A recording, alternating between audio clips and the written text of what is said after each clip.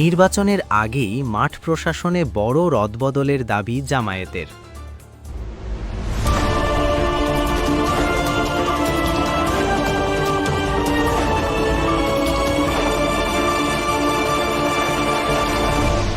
Channel CB. আসন্ন 12 ফেব্রুয়ারির নির্বাচন কি অবাধ ও সুষ্ঠু হবে? নির্বাচনের তফসিল ঘোষণার পর থেকেই মাঠ প্রশাসন নিয়ে প্রশ্ন তুলছে রাজনৈতিক দলগুলো। এবার সরাসরি নির্বাচন কমিশনে গিয়ে দলবাজ ডিসি ও এসপিদের প্রত্যাহারের দাবি জানালো জামায়াতে ইসলামী।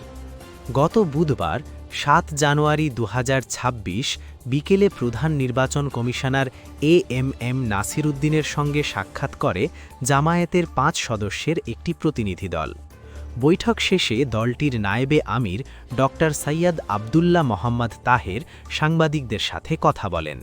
তিনি সাফ জানিয়ে দেন, যদি এই নির্বাচন কোনোভাবে সাজানো হয় তবে দেশ এক অস্তিত্ব সংকটে পড়বে। জামায়াতের অভিযোগগুলো হল পক্ষপাত দুষ্ট প্রশাসন। দেশের বিভিন্ন জেলায় এখনও দলদাস ডিসি ও এসপিরা বহাল আছেন, যাদের কারণে মনোনয়ন যাচাই বাছাইয়ে বৈষম্য করা হচ্ছে। বিটিভির ভূমিকা। জামায়াত নেতার অভিযোগ, রাষ্ট্রীয় গণমাধ্যম বিটিভি নিরপেক্ষ ভূমিকা পালন করছে না। এ নিয়ে তিনি তথ্য উপদেষ্টার কাছেও অভিযোগ জানিয়েছেন। নিরাপত্তা বৈষম্য। বড় বড় নেতাদের জন্য ভিআইপি নিরাপত্তা থাকলেও সমমর্যাদার অন্য নেতারা পর্যাপ্ত নিরাপত্তা পাচ্ছেন না। আচরণবিধি লঙ্ঘন। একটি নির্দিষ্ট রাজনৈতিক দল কৃষি কার্ড ও ফ্যামিলি কার্ড বিতরণ করে ভোটারদের প্রভাবিত করছে, যা নির্বাচনী আইনের স্পষ্ট লঙ্ঘন। জামায়াত নেতা আরও জানান, প্রতিটি কেন্দ্রে সিসিটিভি ক্যামেরা স্থাপনের দাবি জানানো হয়েছে।